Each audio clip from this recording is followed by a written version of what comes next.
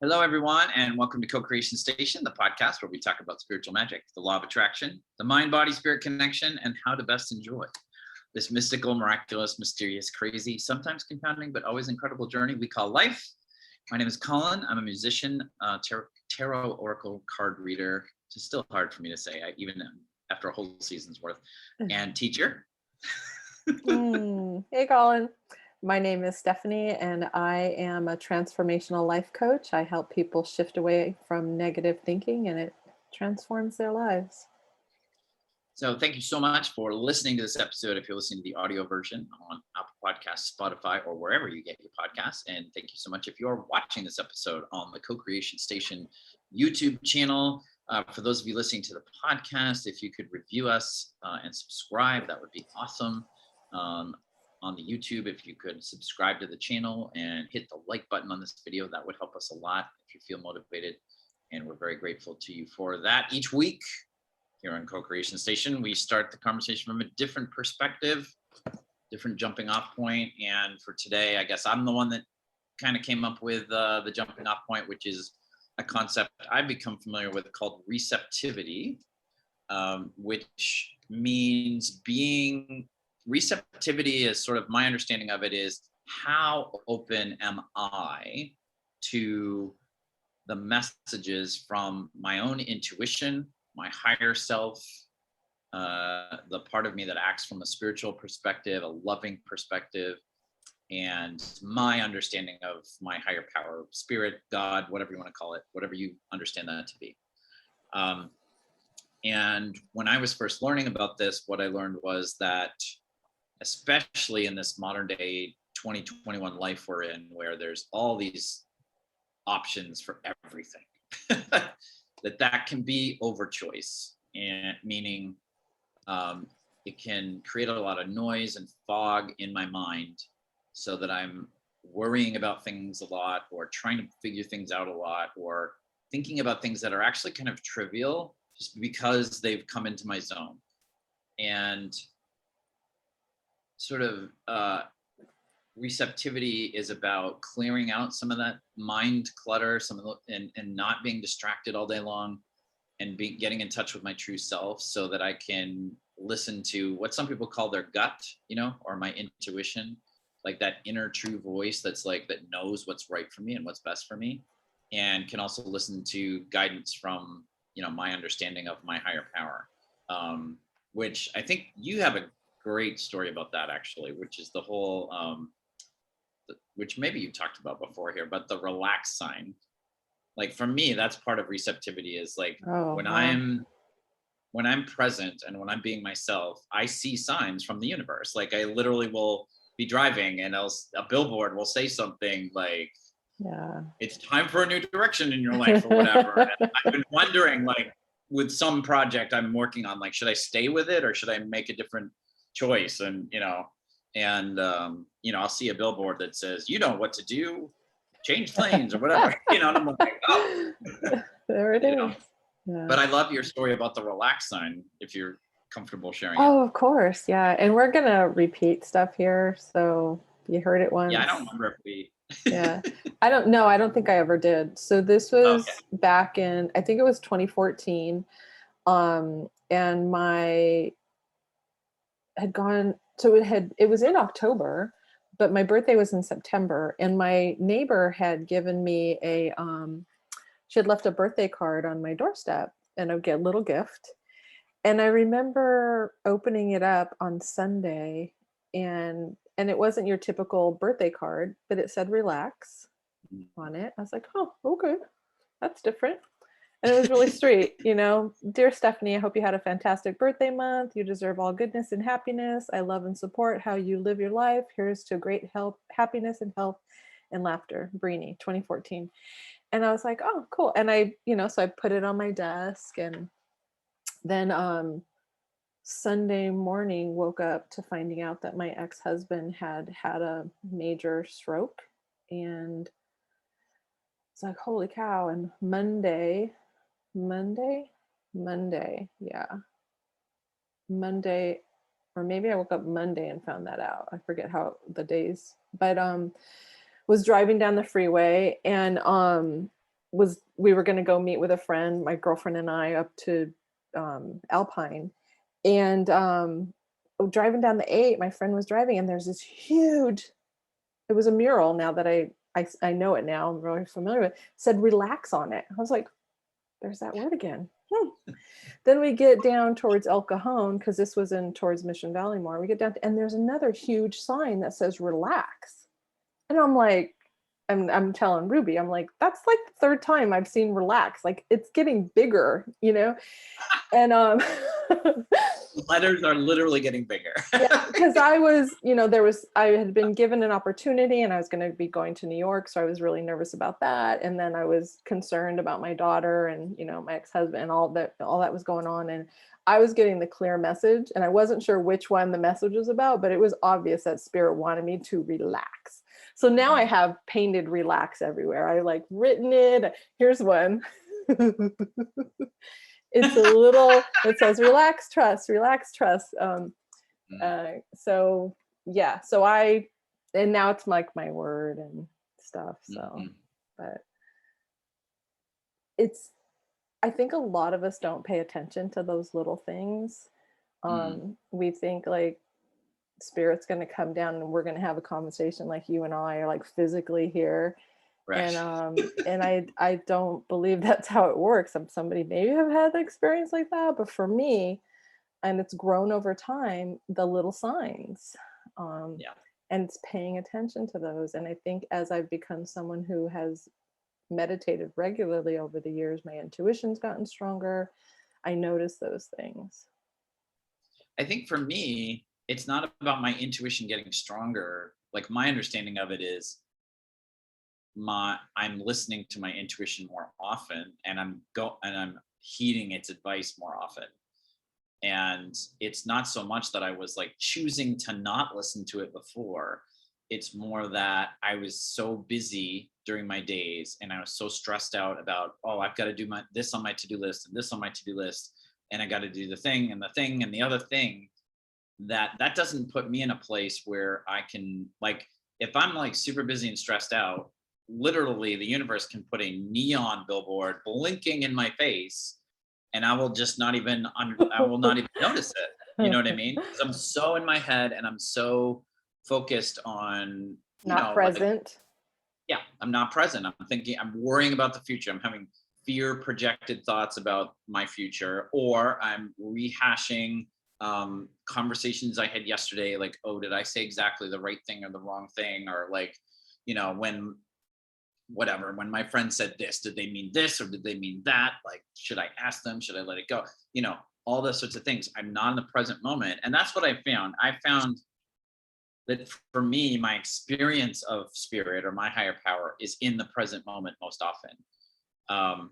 Like, it's very absolutely difficult for me. I agree. Often it's daydream about the future and like check in with my higher power. Like, it's like higher power is like right here, right now. Absolutely. And so if I'm off in la la land about the future or the past, I'm not accessing that stuff. And it's really incredible. Like, it's not that every single time I get a sign from the universe or I feel a nudge from my intuition and I follow it, it's not always like amazingly dramatic. Sometimes it's just like, that was the right thing to do. That worked out well. But there are times where it's super, super, super amazing. And what I was going to talk about in our friend time, which you wisely said, hold that for the podcast, Collin, was that, my band Red Treasure here in LA, like, COVID was challenging, as it's been for most like performing people who perform at public venues, because, the COVID era kind of shut down part of what we do. And we actually kept going pretty actively through 2020 by doing acoustic concerts on Zoom, which worked very well.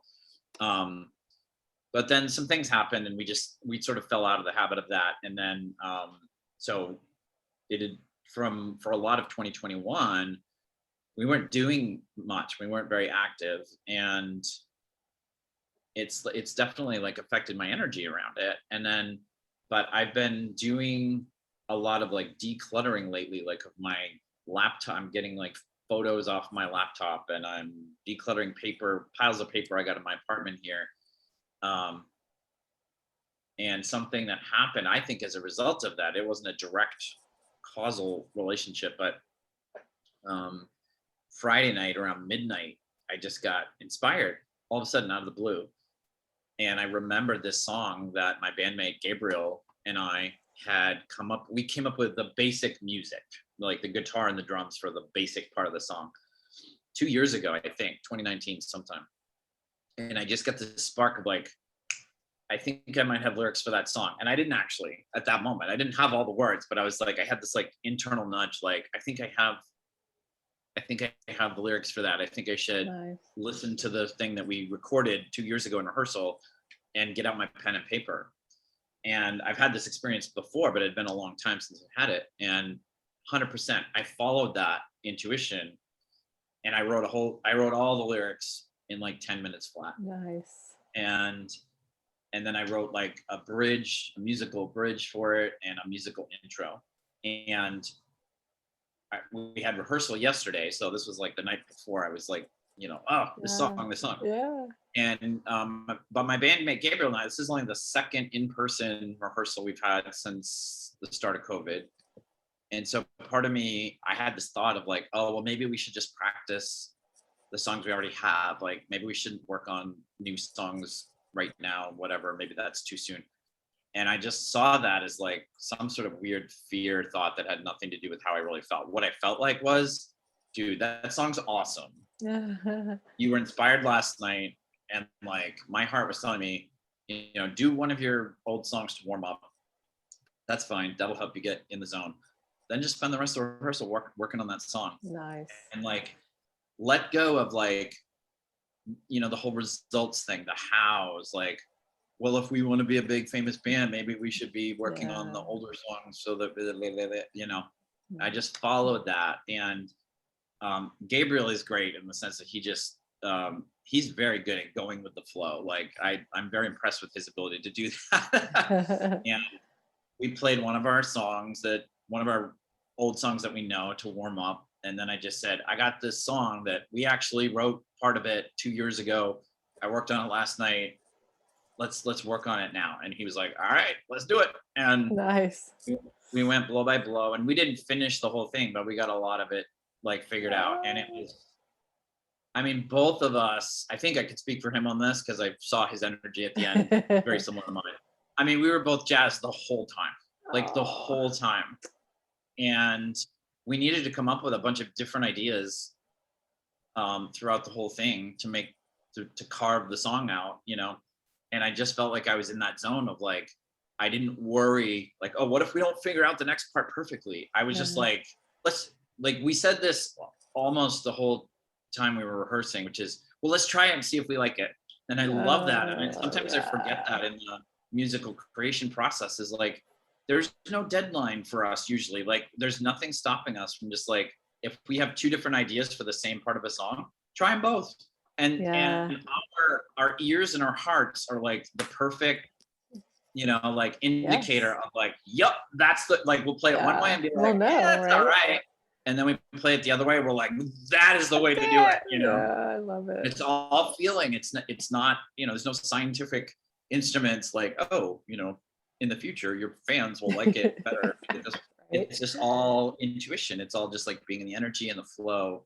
And feeling I think that like with respect to the law of attraction and the art of allowing, like people think so much about manifesting things, objects, the car, the house, the relationship, whatever, which it totally works for, because it works for everything. But it's also like, I feel like I had an amazing rehearsal yesterday because of the law of attraction. Like I got my ego out of the way. Because of the art of allowing. Not the law of attraction. Right. The law of attraction is there 100% of the time, no matter what. Right. You had the most amazing experience with Gabe and Red Treasure Band because you were in the flow, because you were practicing the art of allowing. Yeah. And that's the sale of the art of allowing, is like, it's so worth it to do that work because you guys had a great time. And like you said earlier, sometimes it's the little things, but I tell you, it's the little things in life that make me the happiest oftentimes. And you string a whole bunch of those together, and that's what makes a good life. Yeah. And I think that that's for me when I started hearing Abraham's talking about the art of allowing instead of just the law of attraction, like you said, because The Secret really doesn't talk about the movie. The Secret doesn't really talk about the art of allowing. They talk about the law of attraction. Mm-hmm. Abraham talks about the art of allowing, and it was really helpful for me because I think where I was getting off, and this isn't the fault of the people that made The Secret, it's the fault of like my crazy mind.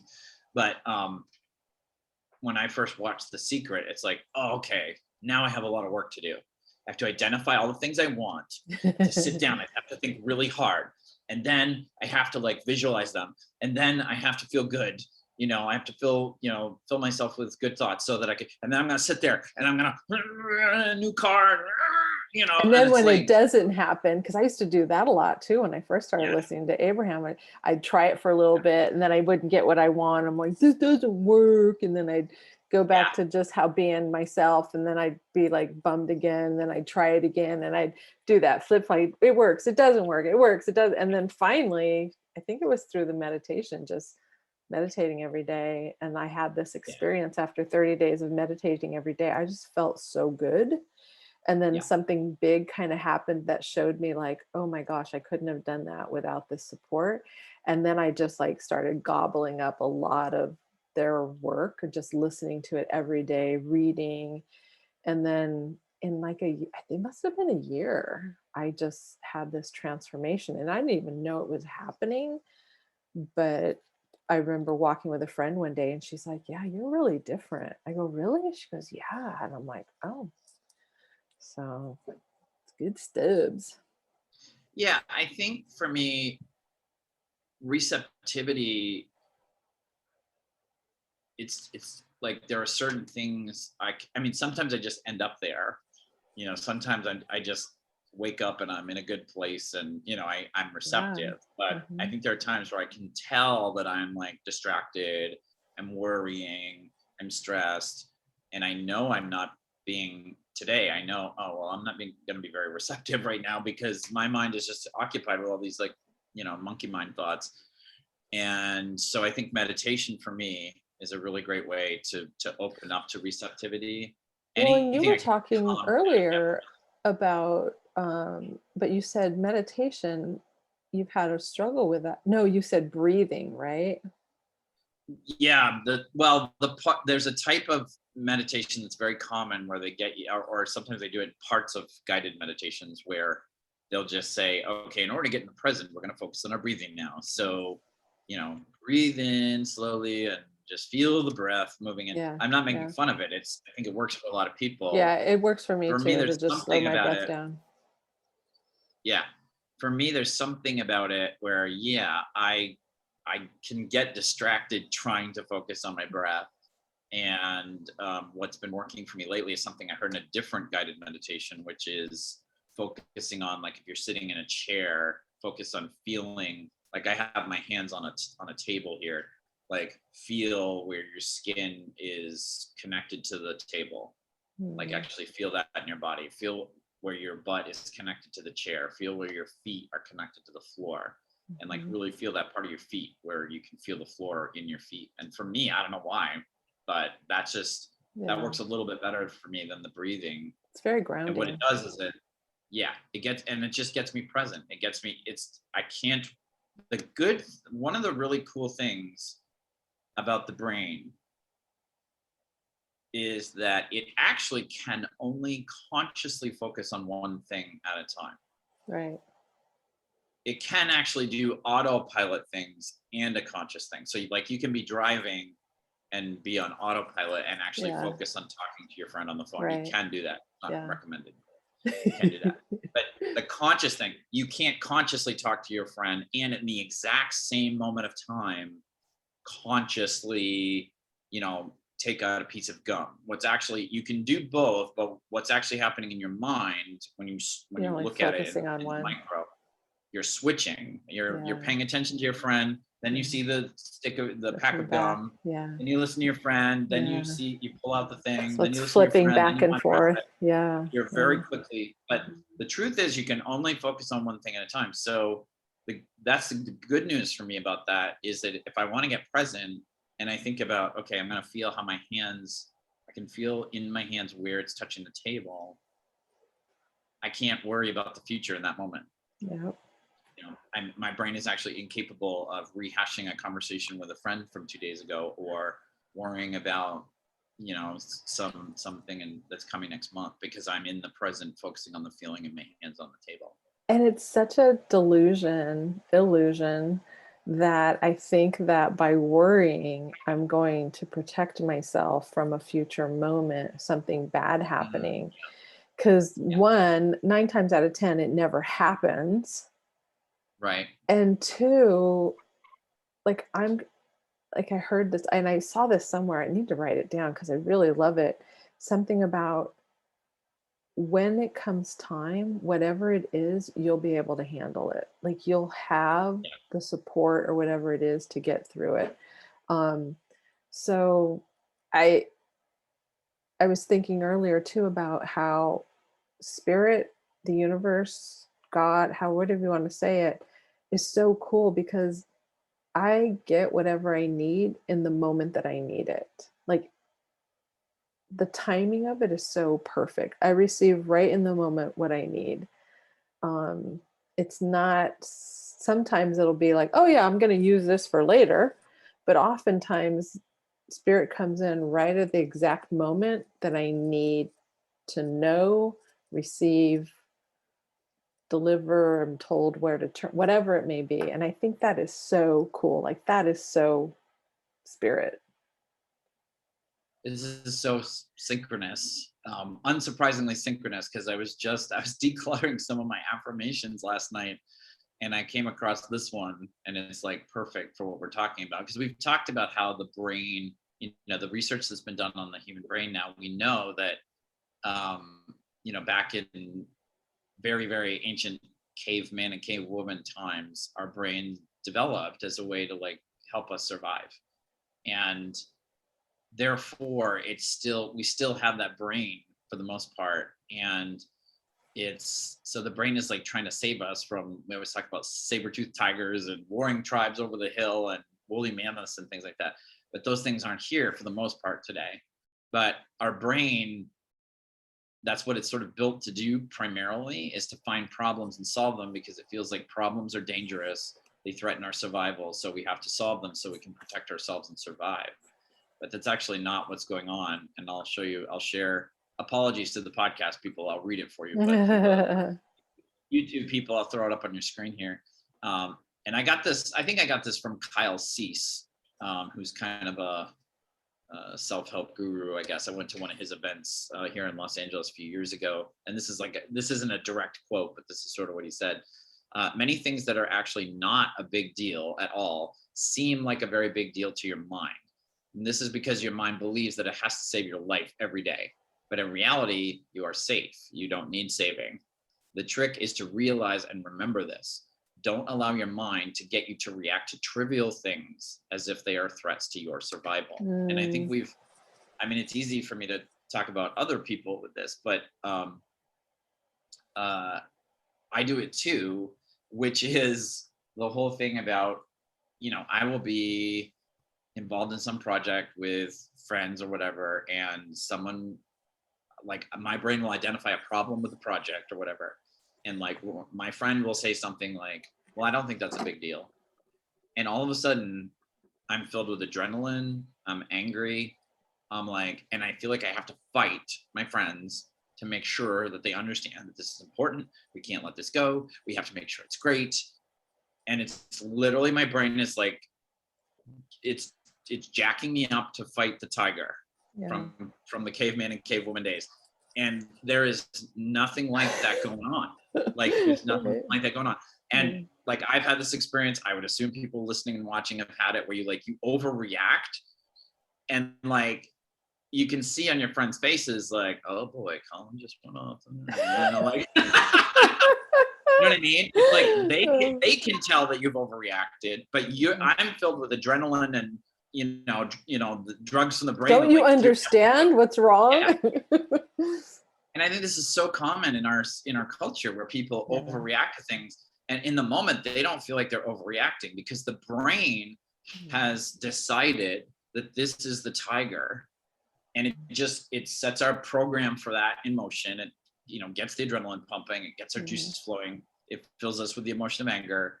And then it's challenging if you haven't practiced to catch yourself and not do it. And I have this thing it happened with you the other day. I still feel kind of bad about it. Like, you said something and I needed to set a boundary in our friendship, but what you had said became a tiger to me, which it wasn't like I was not in any danger at all from you, right?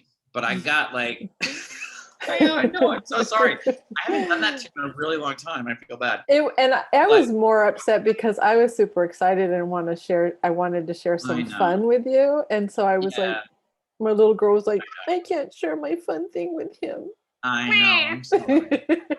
But anyways. But it's not so much that I set the boundary. It's that the way that I did it was as if what you were saying was a tiger coming at me and I had like a knife in my hand or something. Yeah. And like, there was a way, there's a quote from one of my favorite movies of all time, The Big Short, where Ryan Gosling's character says, somebody says something mean to him and he goes, "There's a nice way to say that, Vinny."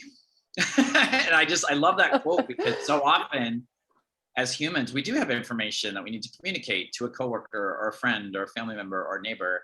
And it maybe isn't going to be the best thing that they ever want to hear in their life, but there's a nice way to say it. Yeah. But there's times where we get triggered into this, like, oh no, a tiger's coming over the hill at me. And I've got to say it like that. And like, I think you were in the present during that conversation. So I'm guessing, like, to you, I was like, what the fuck is going on? Like, you get it at a human level, like, Collin's overreacting. Like, this isn't appropriate to what we're talking about. But for me, when I'm in that zone, it's like, no, the tiger. And it's just because I've let my brain take over at that point. And it's in that old. So then would you say that doing the practice, what you were talking about a moment ago, about noticing the chair, noticing your butt in the chair, noticing your feet, does that kind of help you come from a different place in situations that we were just discussing? Yes, and the other thing that's helping, I'm glad you asked that, because yes, absolutely. Because I can't practice it in the moment, right? Like, if my brain is convinced there's a tiger and I'm all ramped up, right. I'm going to be a dick. Like, for at least 5 seconds, I'm going to be a dick. And I'm just going to have to do a really good job to tell my friend I love her and I make amends to her. But you know what pops in my mind is Alice Olsher, who we had on, our friend Alice, about the Alexander technique, because what she is we're still friends. And so we keep talking, and what she's helping me continue to realize is it's really difficult in that moment to completely disengage from the trigger. Like, if your brain is like, that's a tiger, let's go, it's really tough to like stop that from happening, because that happens very fast. And it happens in reaction to something in real time. Right. And our brains need time to like make decisions. Like, we're fast, but we're not like, So what she's teaching me to do is just pause, stop, just don't hit the gas right away. Like, don't tell your brain like, no, we're not going to do that, because your brain will say, oh yes, we are. Oh, watch me. Yeah, because it's fight or flight, right? Exactly. It's fight, flight. Is it fight, flight, freeze, or fawn is the full thing. It's like when you feel threatened, your brain has 4 options, and it picks one and goes with, like, once it's picked one, it's very challenging to like drop out of it. But what Alice is helping me learn to practice is, okay, I just got triggered into something. Something caveman, cavewoman times ish. I gotta come up with a shorter name for that. But I can't like totally shut down the adrenaline, because that's already happened. But what I can do is pause, stop, and then try to take a deep breath. Because if I take a deep breath at that point, then that's something where breath is helping me. Yeah. That's helping me. That helps drain the adrenaline out of my system a little bit. I'm not a doctor, but I think that's what's happening. I'm getting a little bit out of that caveman, cavewoman thing, and I'm like getting restored to the present moment. So I think that's, and again, we're talking about receptivity. When I'm in the fight the tiger mode, there's no receptivity happening. Oh, Because heck no. it's literally my brain thinks that we have to do this fight or flight or fawn or whatever it is. And like it actually, I mean, again, it was built to help us to survive and it worked, but what it does is it shuts down like your critical thinking, your memory, like all these things that you kind of need to have a rational response. And it just devotes all your energy to like, we've got to fight this to live, or we've got to run to save our life or whatever. And so it's impossible for me to be receptive to my higher self. Like I never would have treated you like that in my higher self.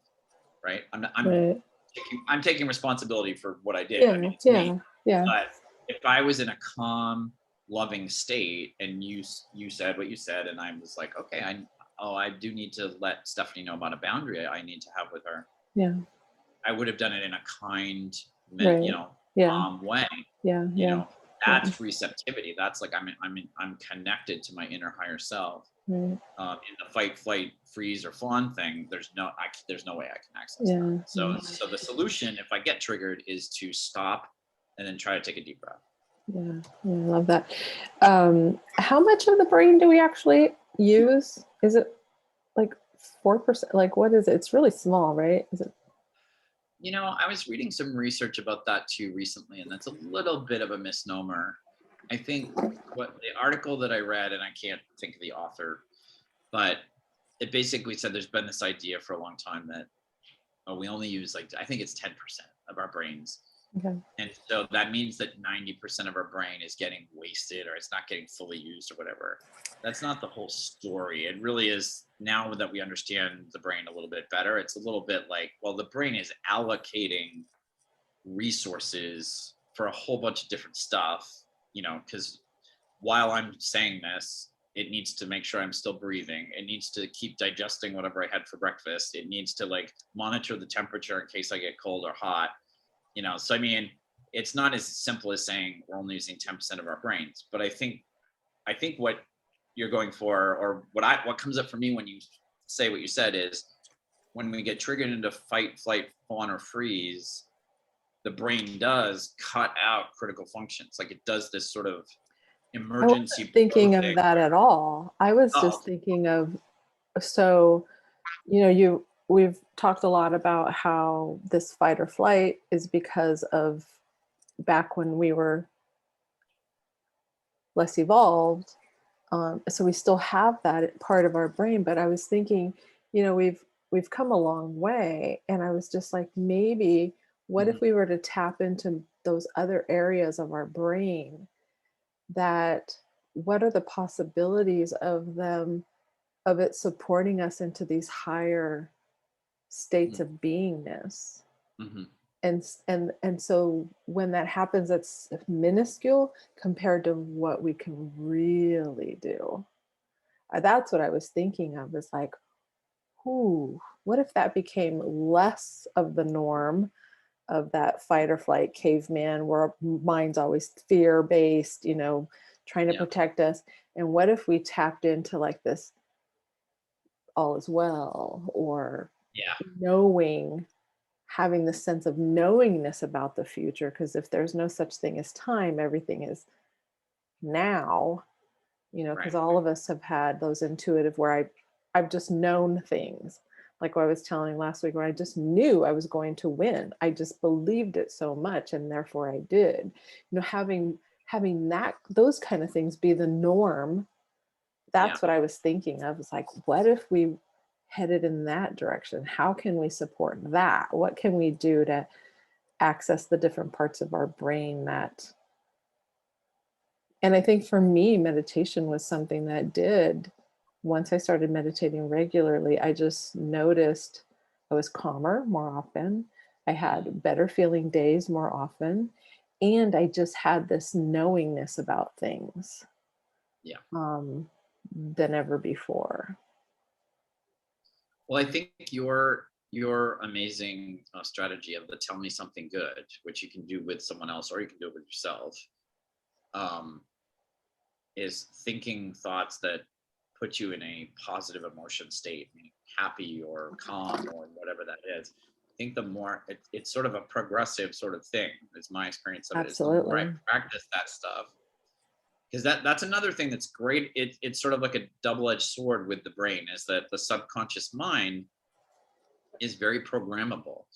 So that creates challenges for us, because early in life, if we have a negative experience that repeats itself, the brain very easily goes, oh, well, this part of our life always goes this Yeah. way. Yeah. And that's Exactly. a challenge to overcome. But the good news is that it works the other way too. And we can choose to practice certain thoughts, certain beliefs that we know get us into a good feeling place. So it's also, it's to our advantage if we practice telling ourselves something good, or getting our friend to tell us something good, or and then just getting into that good feeling place.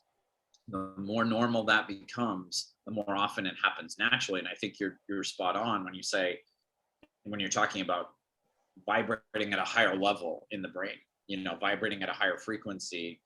The more we vibrate in a higher vibration, meaning a better emotional feeling place, the more our brain is sort of like, oh, well, our set point is now Yeah. pretty good, instead of like waking up in the morning and our set point is like, I want to go back to bed. Or this is going to be a sucky day. I don't want to get out of bed. Yeah. Yeah. Well, cool. Great discussion. Yeah. Thank you, Stephanie. It's always a pleasure. Thank you, Collin. You're welcome. All right. And thank you, everybody, all of you, for those of you listening to the podcast on the audio version. Yes. Thank you. All of you watching on YouTube. Thank you. We're so grateful to you. We hope you enjoyed today's episode and got something out of it. Again, if you feel called to, like us, subscribe to us, review us, whatever, give us 5 stars, whatever. Or however many stars you want to give us. We're not going to tell you how many. But Stephanie, if people want to find you on the interwebs, www.powerinjoy, powerinjoy.com. And both of our information will be in the description here. But if you want to find me, yeah, you can go to my band on Instagram. Let's give them that this week, at Red Treasure Band, REDTREASUREBAND, with no spaces or punctuation. And you can write to me there, and I'll write back to you if you want. All right. Thanks so much, everybody. I hope you have a wonderful, abundant, prosperous, happy week. And we will see you next week on Co-Creation Station.